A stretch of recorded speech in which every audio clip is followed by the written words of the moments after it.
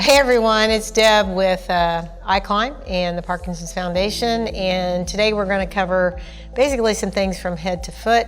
A lot of times people don't understand how connected and interconnected things are, and we're going to start with our head this time.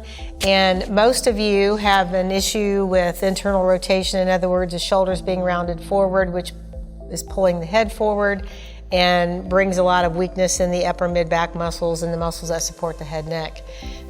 Part of the issues you tend to have with swallowing is because of the position of the head, because all those channels get kind of stuck.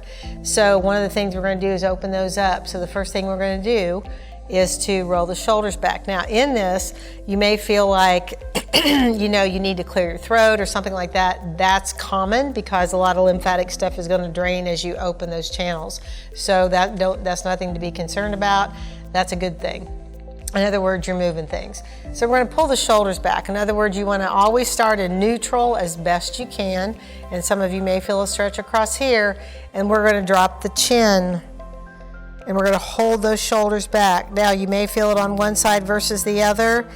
And realize there are layers here. Everything at the occipital ridge in that neck is connected somewhere in the top of that torso, whether it's the clavicle, the sternum, the rib, the shoulder, the spine, the scapula. It's all connected. So give it a chance to stretch.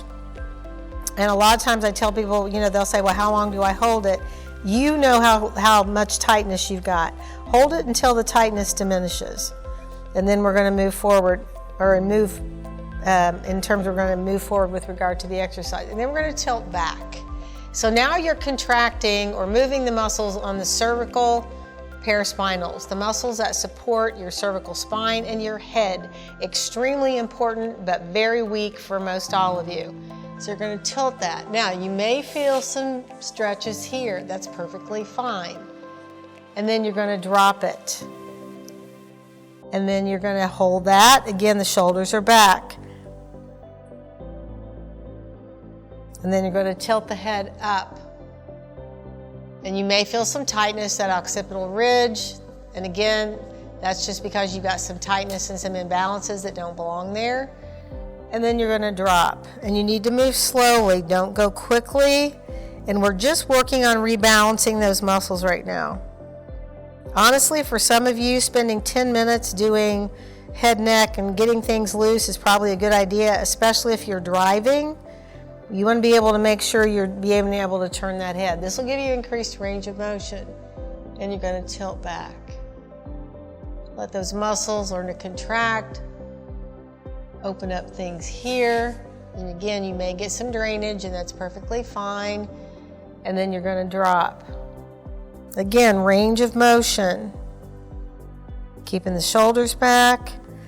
And again, you determine how long you need to stay doing this exercise. You may feel like 2 or 3 minutes is fine, or you may feel like I need to spend 5 or 10 minutes doing that. That's perfectly fine as well.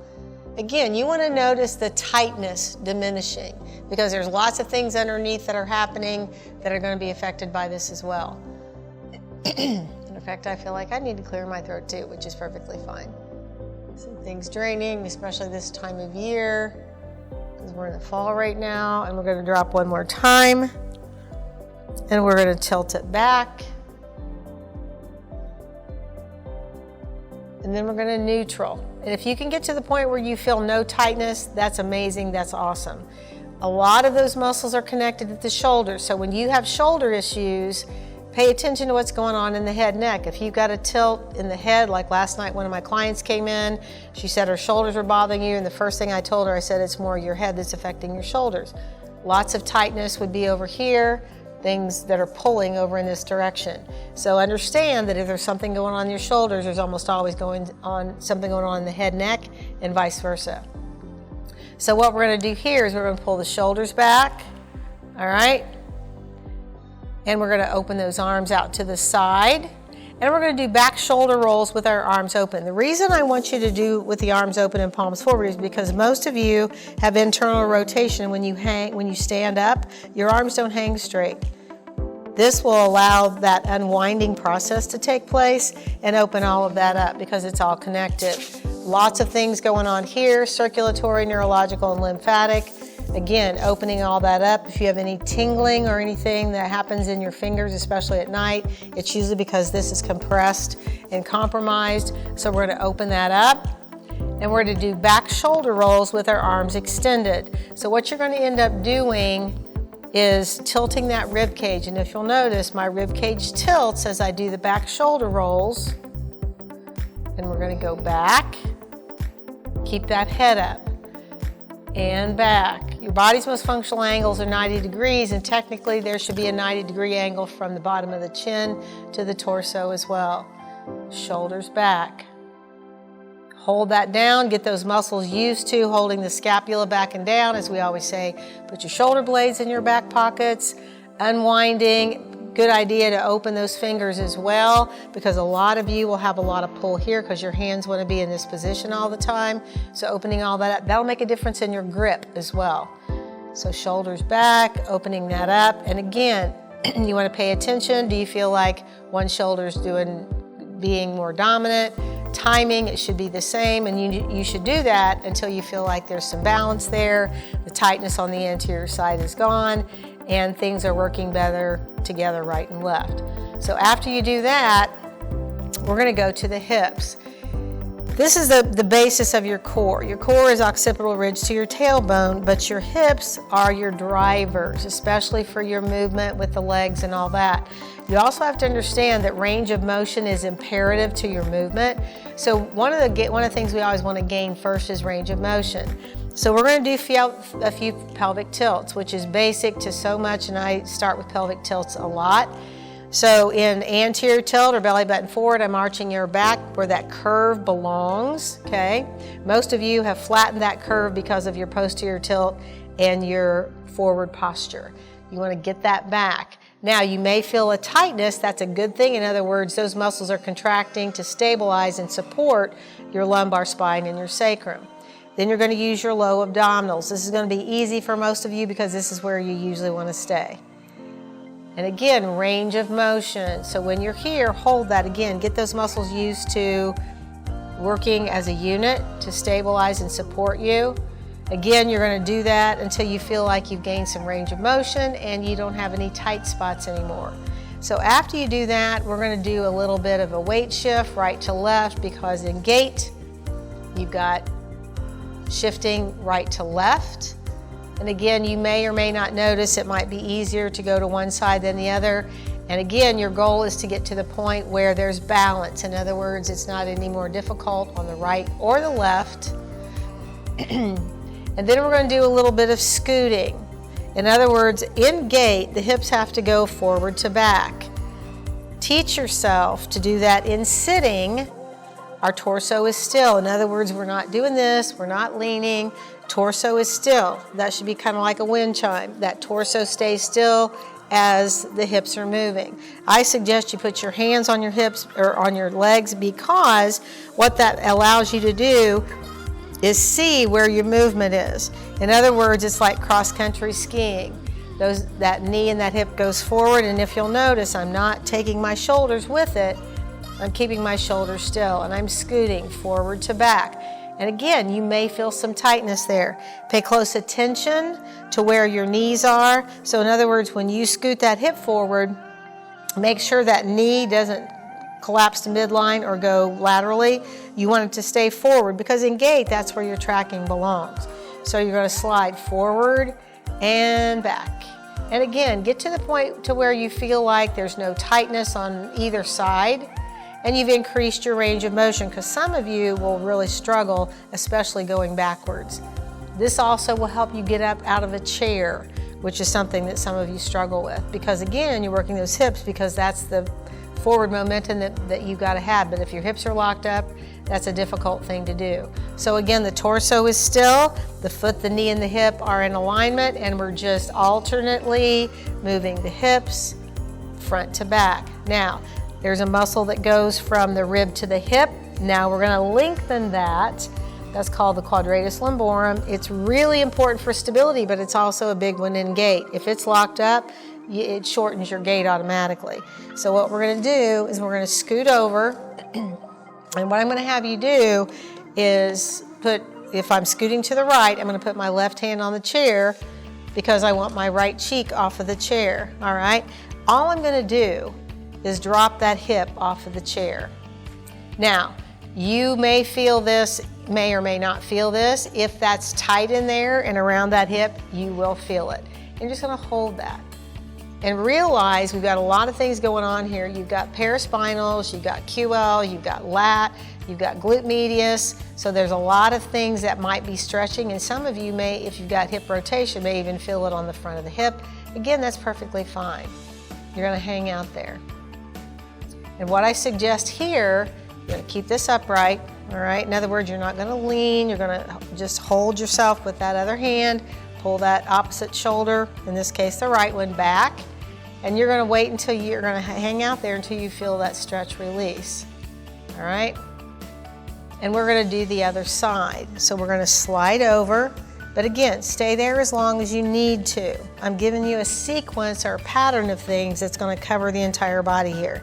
All right, so I'm going to hold onto the chair, this time with my right hand. My shoulders are back, my head is up, and I'm just going to let that left hip drop down off, away from the edge of this chair, and I'm just going to hold that. Don't feel anything here, but again, if you do, hang out there until you feel some of that let go. Now, what you're going to notice, and I want you to do both sides twice at least, is you're going to notice every time you go back to that other side, especially the tight side, it's not going to feel as tight because one side always affects the other. So I'm going to go back to the right side, and you can do that as many times as you want, but you'll notice a big difference, especially by the third time. So I'm going to hold onto the chair, chest up, head up, let that hip drop, and just let whatever's tight let go. Again, I'm making sure that my foot, knee, hip, and shoulder are all in alignment, and I'm just going to hang out there. And you can kind of see if you can drop that hip down even further, and if you do, you may feel some things that are tight that you didn't feel before, which is perfectly fine. And again, we're just stretching that quadratus, which is huge for stability as well as your gait. All right, it allows that hip to move forward more so that when you put your foot down, you can put it down or that heel strike is further in front of you.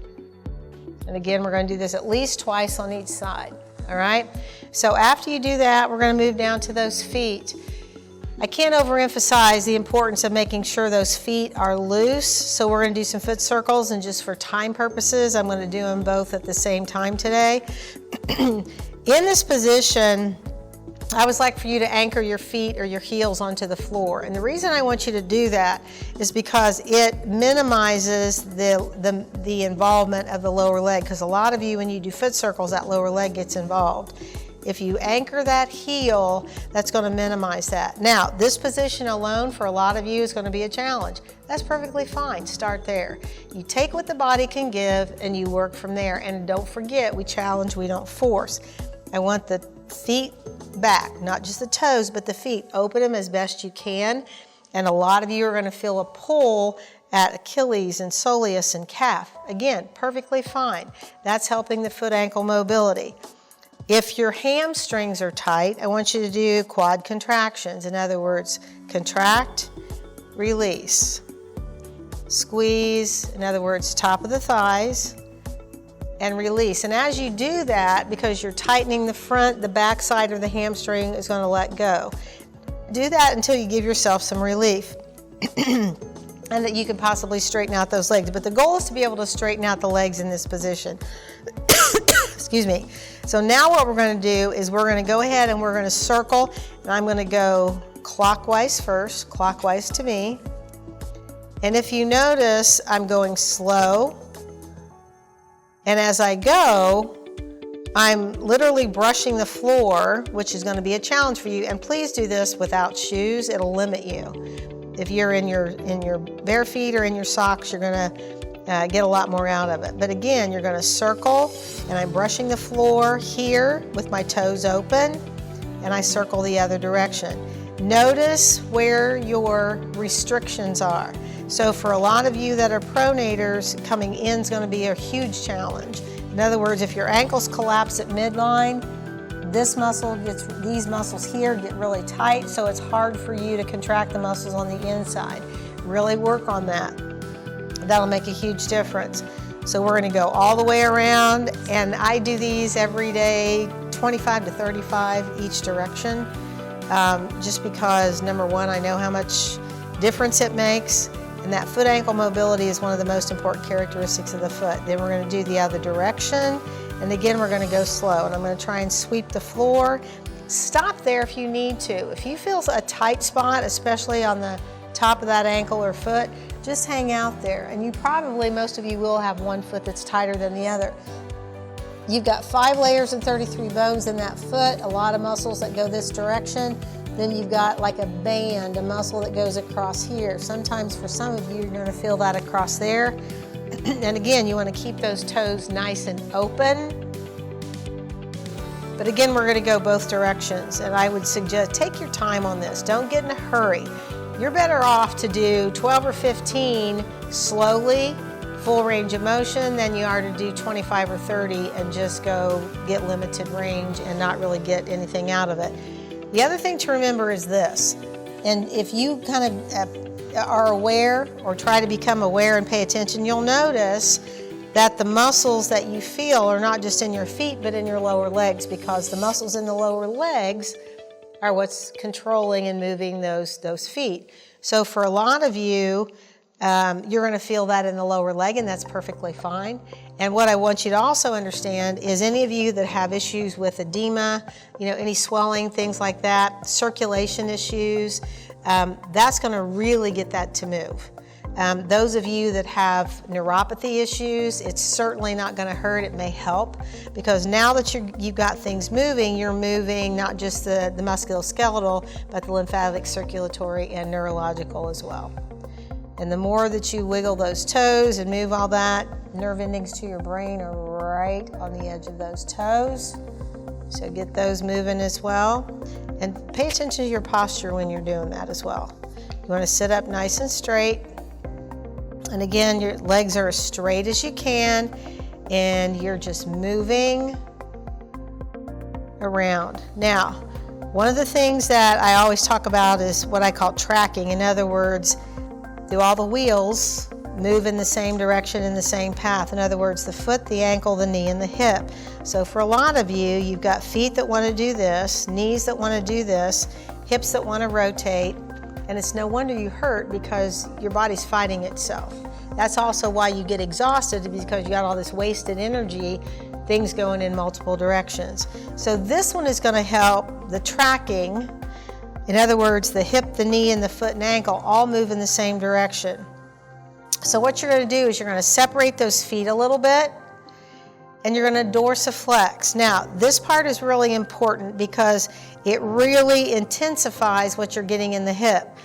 We're going to turn the toes in, and a lot of you will want to do this. Try to stay in dorsiflexion as much as you can. In other words, those muscles in the outer lower leg are the muscles, the same ones that pull, especially that 4th and 5th toe back. And you want the knees to stay straight. A lot of you will want to do this. Straighten those legs. In other words, we want everything from the hip to the foot to work as a unit. And then we're going to turn out. Now, a lot of you, once again, will want to bend the knees because your integrity of your tracking is off. It's weak. So we're going to just turn in. Again, stay in dorsiflexion, sit up nice and straight, and then you're going to open. And then you're going to turn in, and then you're going to open. And then you're going to turn in. Now, for those of you who feel like you're weak in the backside, I have no problem with you holding onto the chair because you're still contracting those paraspinals as long as you're sitting up straight. Because for some of you, sitting up on the end of your chair for any length of time is a challenge. And remember, if you can't do it in sitting, you can't do it in standing. So strengthen things in sitting, isolate, work on your tracking, work on your movements, your range of motion. Again, legs are straight. And some of you may feel this, especially those of you that collapse here or kneecaps face this way. As you turn out, you may feel a pull here. That's normal. All you're doing is balancing those out, because when you activate this side, you're going to stretch this side. And I'll do 3 more. And turn in, staying in dorsiflexion, sitting up nice and straight, and turn out, and turn in. I'm going to do 1 more each way, turn out, and then turn in. All right, so we've hit everything from top to bottom, and that's your sequence for the day. Now, when you get up and start walking, I would guarantee you things are going to feel different. Just, again, do that on a daily basis so that you have greater function, greater movement, and a lot less discomfort and pain. Come back and see us again soon.